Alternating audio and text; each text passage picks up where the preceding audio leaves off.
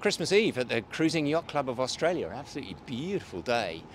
We've just had weather updates, press conferences and so on and so forth, all shaping up very interestingly. We're standing here on the end of A-arm, and in amongst us we've got all of the sort of big boats of one kind or another, No Limit, Whisper, Salt Lines, Carrow to our left here, the Boaton TP52 of Max Klink, and then this magnificent 100-footer, Bill Barry Cotter's Maritimo, which is one of the first times we've actually seen it. So I'm just going to briefly fill you in on a little bit on what's been going on, particularly about the weather. That's probably one of the most interesting pieces of the thing. We've spoken to quite a number of people. It's still evolving. The models are working pretty well together.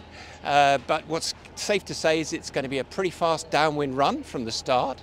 It sounds like that downwind run for the front runners is not going to last quite as long as it was originally expected to, and that westerly that's coming through Bass Strait may come through a little earlier. The biggest unknown, particularly for the fast guys down on Tasmania, is exactly how much breeze they'll have, and then also how far out they have to be. There's a huge lee shore effect. It's what Carl Crawford of Wild Thing 100 called a lee trough, effectively, and that basically means that patch of wind, which is light, going anything up to 60 nautical miles offshore.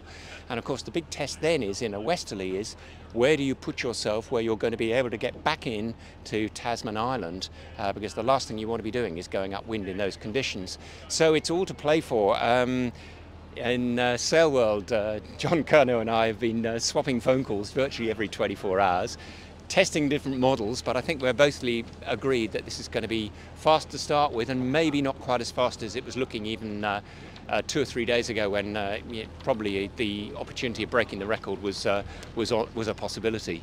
That seems a little unlikely now, but it's difficult to know exactly how this will fess up, and a lot of the navigators, of course, will not put a sure bet on anything until we get to Boxing Day, when you've really got a clearer picture of how this is going to pan out. Antipodes on the left, had a quick chat with Brad Kellett earlier on. Yep, there again, the big thing for those guys is trying to line up as to when they've got to be in around Gabo for that westerly when it arrives. Not getting any southwest, they want to be westerly for that. A big sleigh ride downwind, and of course they don't mind a reach either. And then here's the magnificent Wild Thing, and we had a chat with Carl Crawford. I think these conditions are not bad for them. They love the reach in particular, and Wild Thing doesn't have spinnakers. She just has asymmetrics, sort of big J's, so she tends to fly slightly shallower angles downwind than maybe some of the others, but she's getting more speed out of it as well. So it's all to play for. We'll be bringing you more detail, of course, on Boxing Day itself, and we'll do our dock walk and bring you the start of the race. That's it from us for now.